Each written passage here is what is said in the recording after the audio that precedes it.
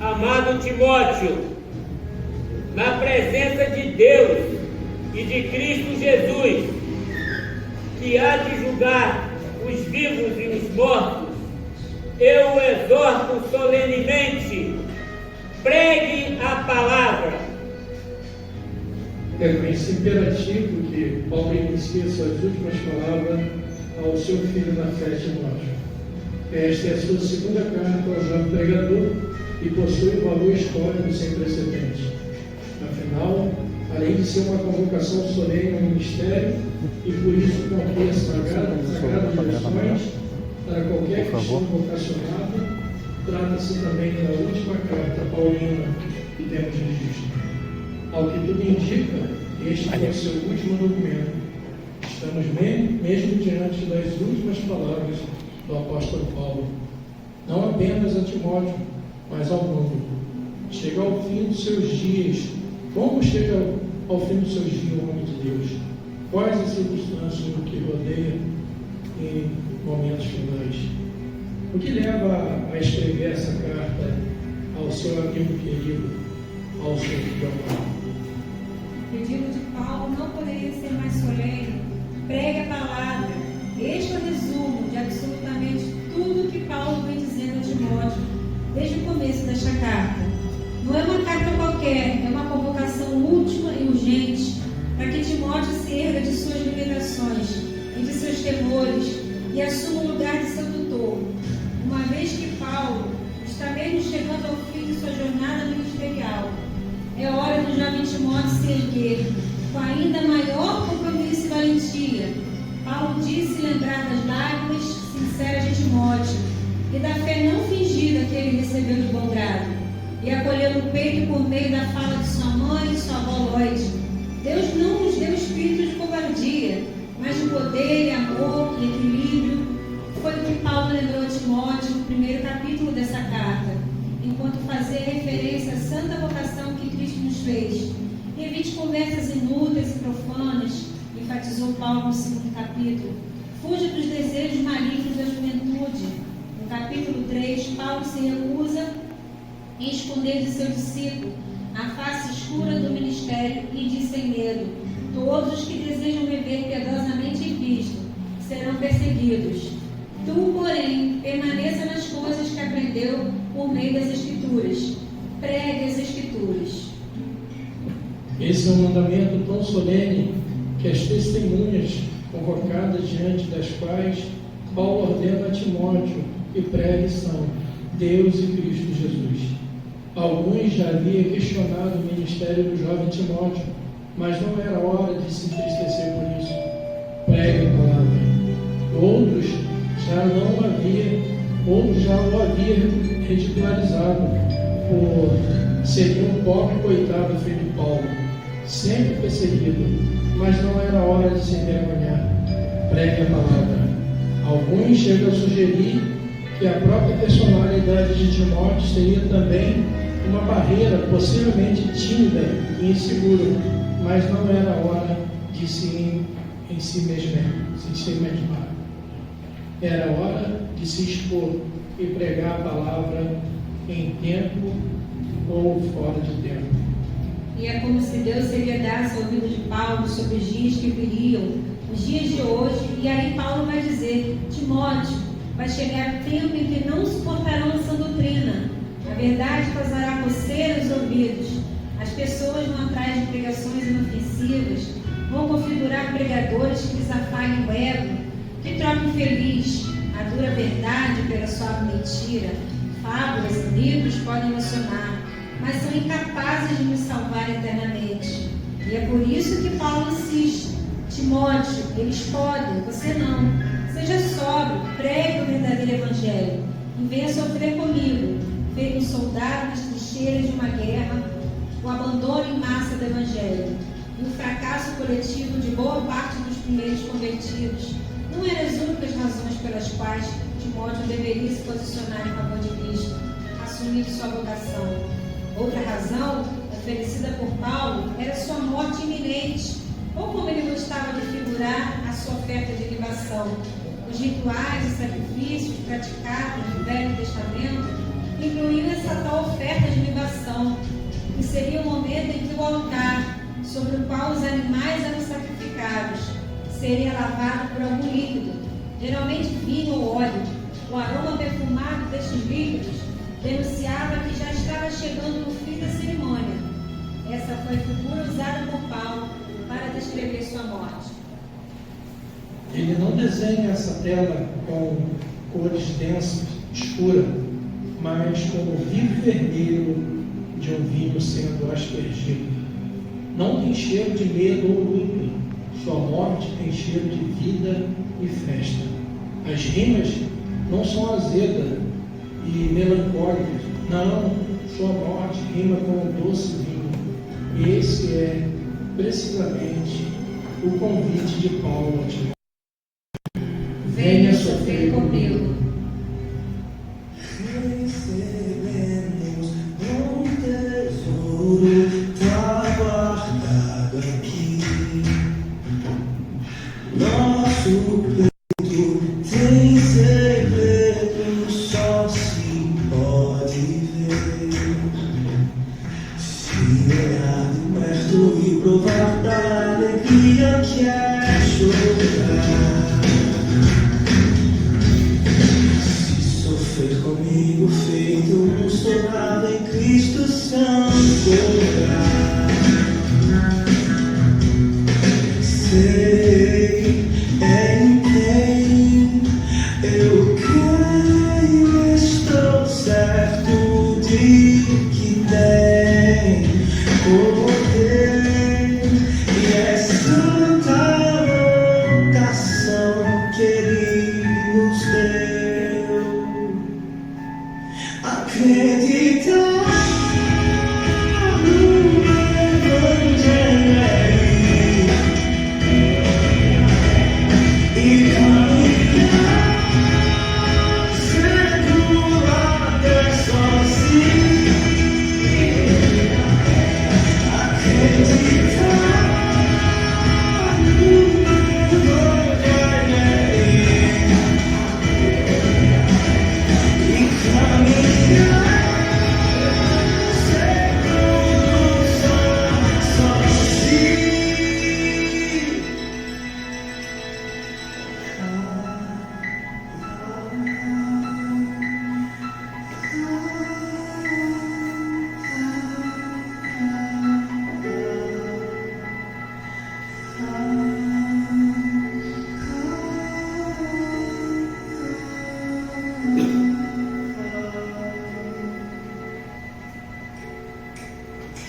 Vem olhar de perto e provar da alegria que é chorar. Acreditar no Evangelho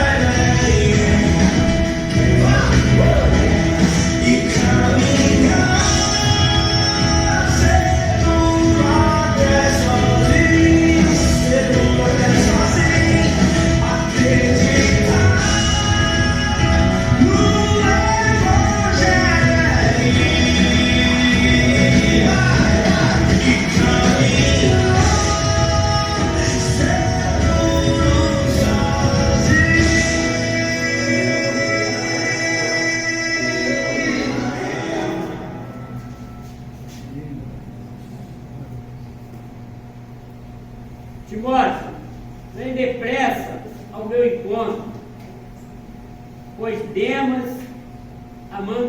mundo abandonou. Crescente foi para a Galácia. Tito foi para a Dalmácia. Só Lucas está comigo. Traga Marcos, ele me é útil. Traga uma capa e meus livros. Veja o risco que Timóteo estava correndo. A convocação solene de Paulo mais parece um naufrágio à deriva, insistindo sorridente para que o marinheiro abandone a segurança do navio e se lance com ele ao mar. Bem depressa, Timóteo, abandone as suas frustrações, suas inseguranças. Não há mais tempo de perder com questões banais sobre a aprovação. Nem espere lá que te aprovem tanto assim. Vem depressa. E por que a pressa? Paulo vai dizer que, em primeiro lugar, Timóteo deveria se apressar porque Deus abandonou, a mão do presente século, o abandonou. Esse é o mesmo Demas que foi citado na carta de Colossenses ao lado de Lucas, certamente um companheiro na jornada paulina. Depois ele foi citado novamente em Filemão, como um cooperador de Paulo, e aqui ele encerra sua jornada, recebendo o pior dos adjetivos para o cristão: fujão. Agora vejam, se Demas abandonou o Evangelho por amar aquele século primitivo, quais seriam nossas chances? Como me certificar de que eu também não seja tomado como um desses que cooperaram na causa nobre do Evangelho, mas foge na hora da morte? Feito aqueles que seguiam a Jesus, mas se recusaram a comer de sua carne e beber de seu sangue. Como Timóteo permaneceu, como eu poderia permanecer? Paulo lembra Timóteo ainda nessa carta que seu sucesso não estaria garantido pela força do seu próprio braço, mas na graça, no favor imerecido de Cristo. Foi por essa graça que Pedro bradou uma das afirmações áureas da fé cristã. Como eu poderia fugir? Para onde mais eu iria? Só tu tens palavra de vida eterna. E o abandono a Demas não é a única razão pela qual Timóteo precisa se apressar. Paulo vai continuar dizendo que Crescente foi para a Galácia, Tito para Dalmácia.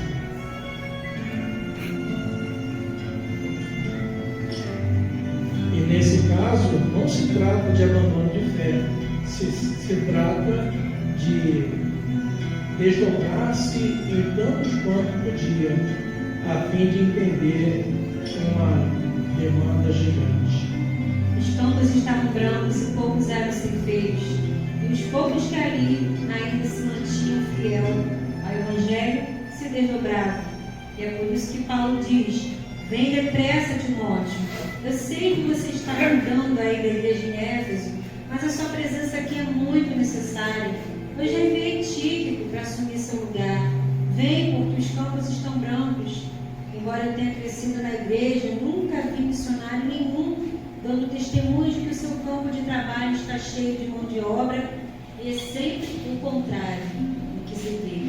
Porque é assim que se faz a obra de Deus, em absoluta dependência, rogando ao Senhor da seara que envie trabalhadores depressa.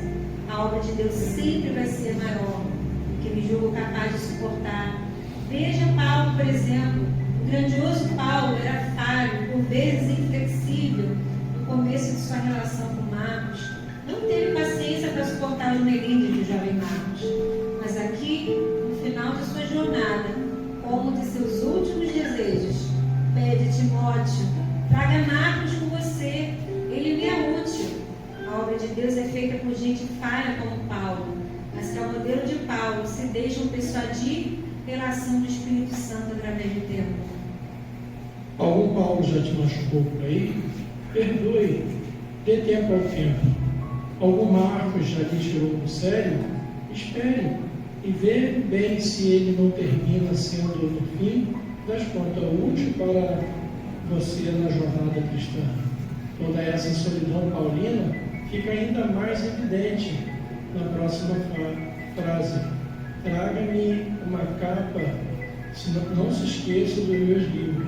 Paulo está só, sente frio, sente falta. E que eu preciso perguntar seriamente: você quer esse evangelho?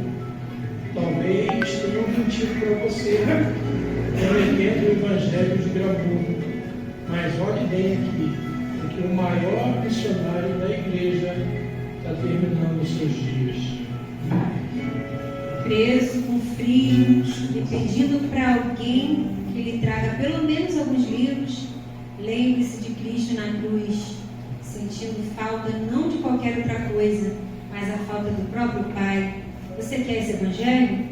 Mesmo sabendo que está correndo o risco de tomar a mesma trilha, terminar seus dias pedindo para um amigo distante, traga-me uma capa e alguns livros? Uma voz antiga, certa vez, Deus se trata assim, seus amigos mais próximos. Não me admira de que tenhas pouco. E este é Paulo, chegando ao fim dos seus dias.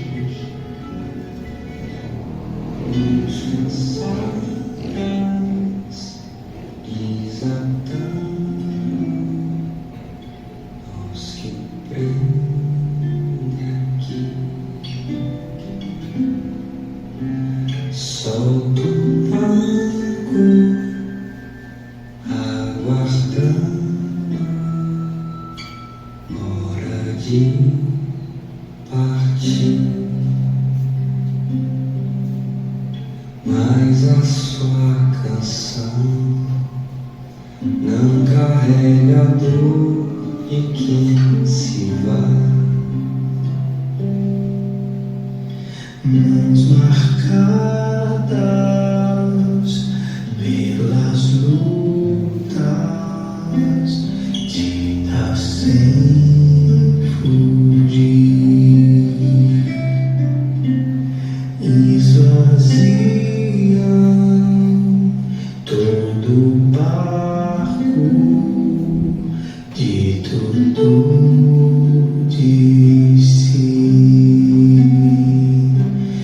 pois a sua canção não carrega a dor de quem se vai. E seu coração guarda a fé que te fez encontrar paz. Mas que ao ver o frio do inverno não perdeu o sorrir, aquecida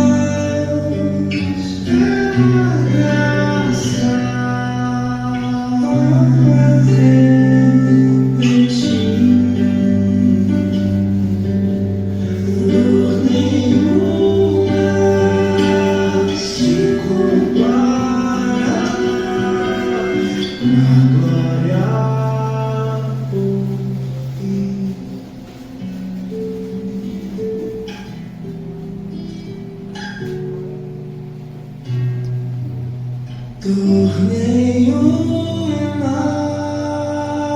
se compara com a glória por vir. Dor nenhuma, aleluia, tô chegando aí.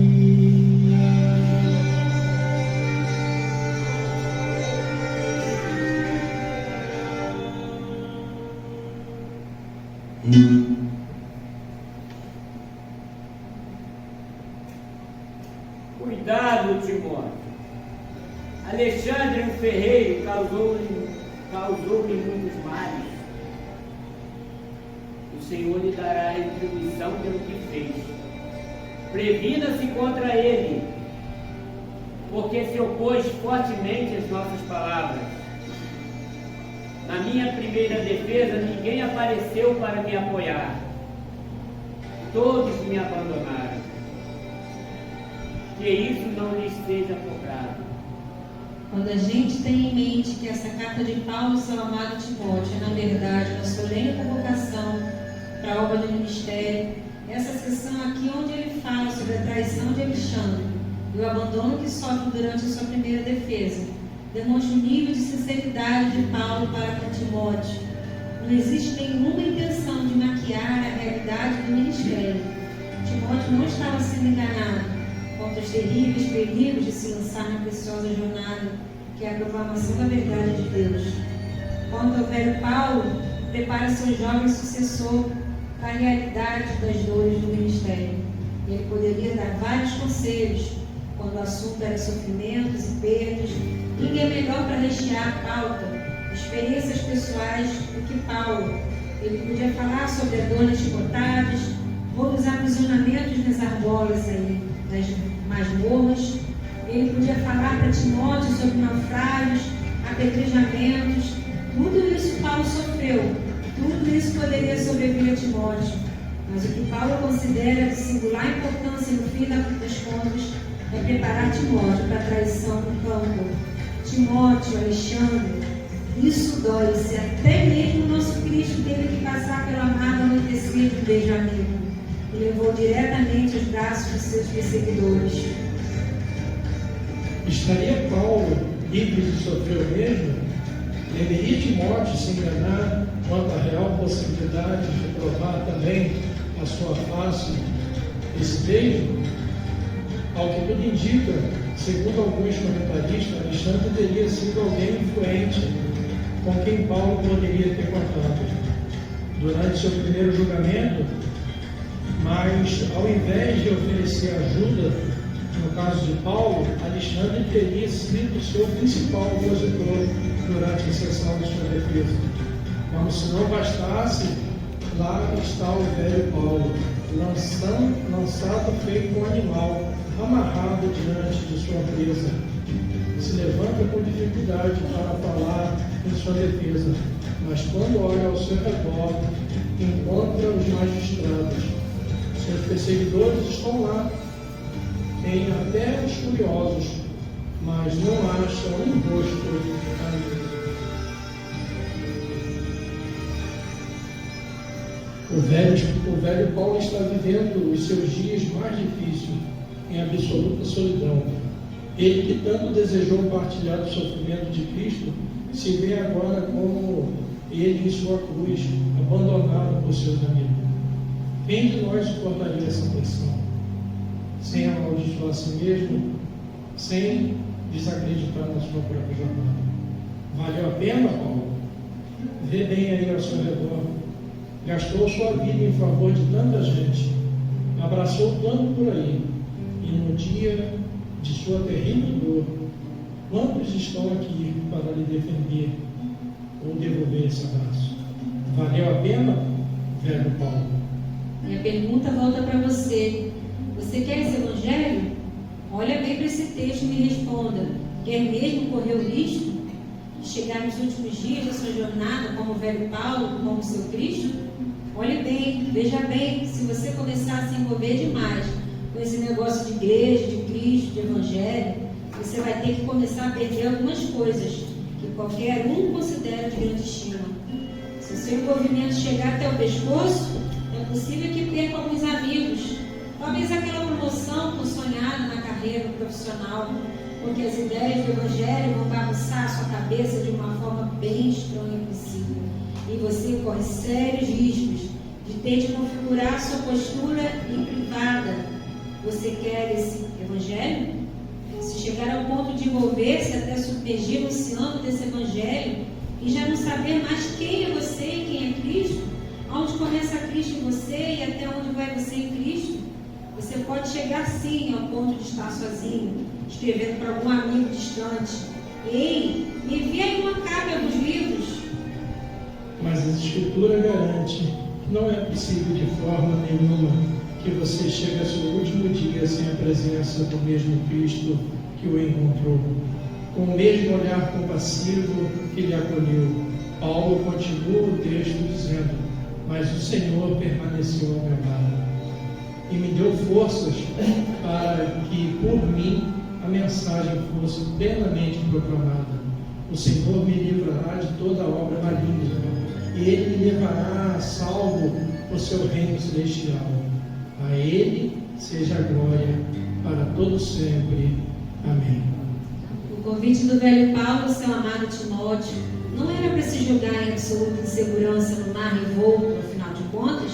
Não, era o oposto. O convite de Paulo era para que Timóteo subisse a um navio mais firme. Aliás, que subisse na rocha inabalável, que é Cristo. Por isso a insistência.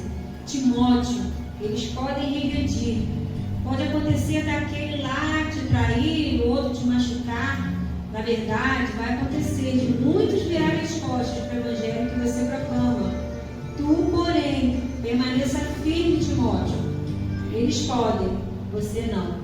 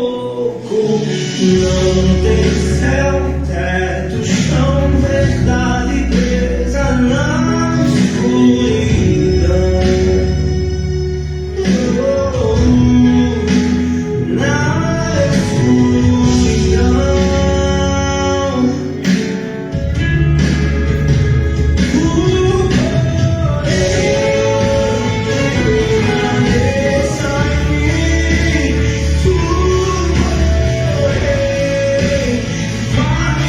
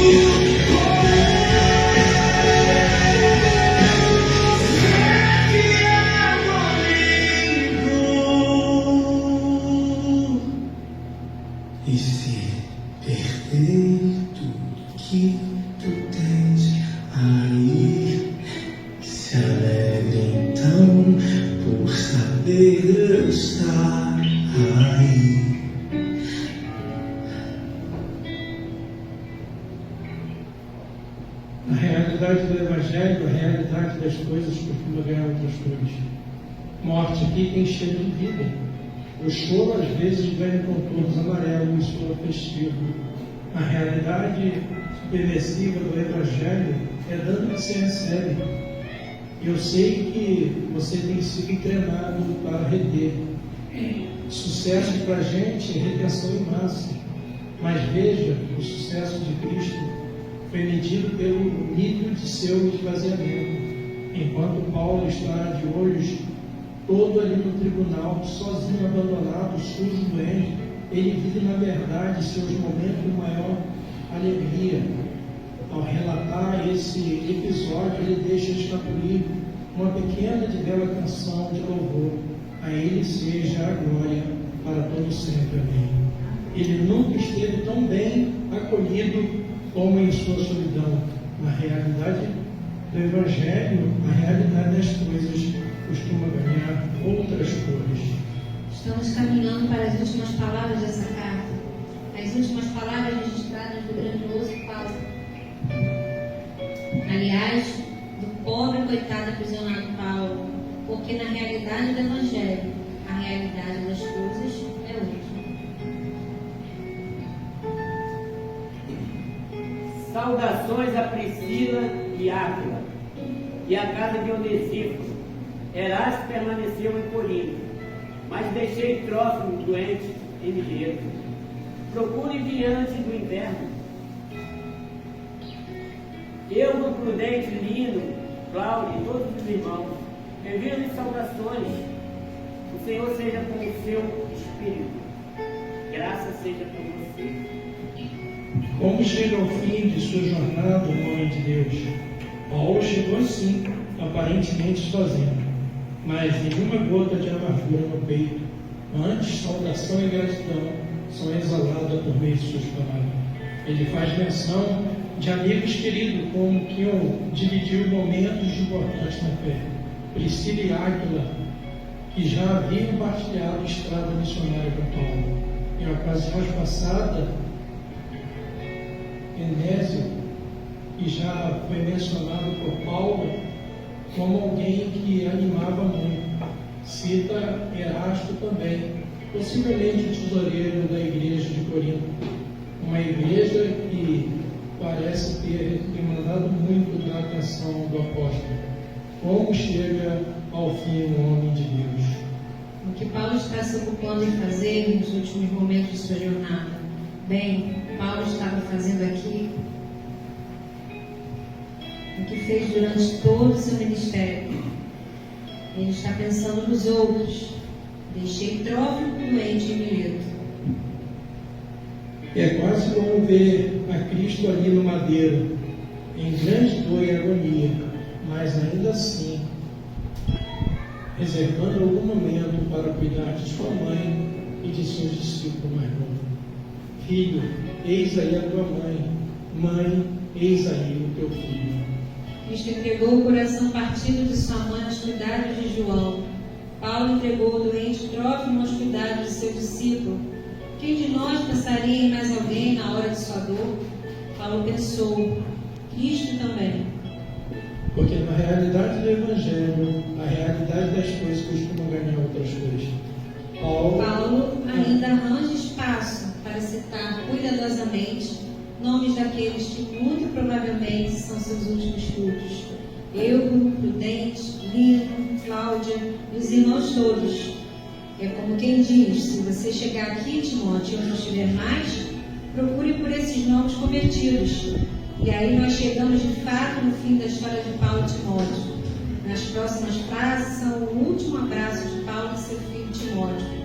E ele poderia fazer votos de que Timóteo fosse muito bem na vida, tivesse muitos amigos e tudo mais. Mas não é nada disso que Paulo deseja de Timóteo.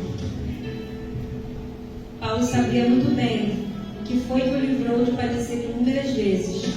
E padecer aqui não é no sentido de morte, não. Porque morte para Paulo é lucro. Lembre-se, na realidade do Evangelho, a realidade das coisas costuma ganhar outras cores. Paulo sabe muito bem o que desejar de Timóteo.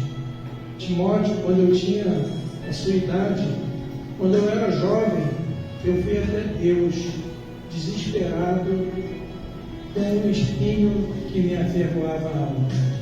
Mas Deus disse: Paulo, não se ateste, não. A minha graça te basta, porque o meu poder se aperfeiçoa na sua fraqueza. É isso, Timóteo, que eu desejo a você. O favor imerecido dos céus, que certamente me abrirá os portões celestiais. Timóteo, que a graça seja com você. E ao dizer isso, descansou a pena do poeta, descansou o apóstolo eternamente. Missão cumprida, seu ministério findou. Eu não sei se Timóteo chegou lá antes do inverno, como Paulo desejou, mas a pergunta é: você vai chegar antes do inverno? Timóteo, vem depressa. Se eu perder tudo que eu tenho aqui, me alegrarei, pois eu sei que tenho a ti. Me ponho ao chão, agradecer o teu amor por mim, teu sangue sobre mim.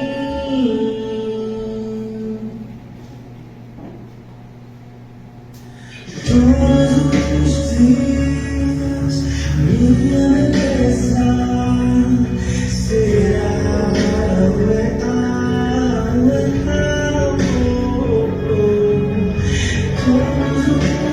se eu perder tudo que eu tenho aqui, me alegrarei, pois eu sei que tenho a ti. Me ponho